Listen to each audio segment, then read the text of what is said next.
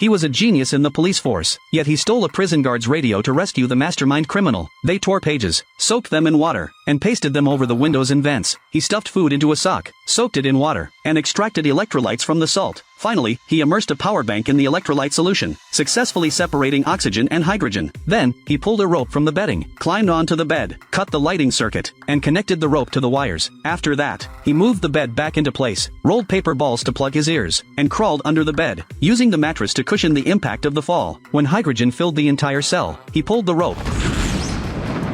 The two successfully escaped the cell. Guards heard the noise and gave chase, but the inmates had already locked the laundry room door from the inside. They toppled storage shelves, and disassembled and reassembled them into a ladder. Then, they fetched bedsheets, tied them to a fire hydrant, and overturned a trash bin. Using a fire extinguisher, they filled the bin with carbon dioxide, then poured in alcohol, successfully creating a coolant. He applied the coolant to the iron bars, lightly tapping them to create an escape passage. They climbed out through the window, slid down the bedsheets they had previously lowered, and created a false escape trail. Then, they hung the ladder from the roof. By the time the guards entered the laundry room, they had already climbed onto the roof. They successfully escaped the prison and entered the woods, but the criminal had already called for backup, and the reinforcements knocked him unconscious. He woke up to find himself stuffed in the trunk of a car. He disconnected the wires of the taillight and used Morse code to send a distress signal. In the surveillance footage, vehicles were streaming past, making it impossible for the command center to pinpoint his location. The criminals took him to a hideout, attempting to force him to reveal the truth. Although nitrogen is non-toxic, inhaling it in large quantities can cause suffocation. He kicked the nitrogen tank hard, knocking the valve open and rendering several enemies unconscious.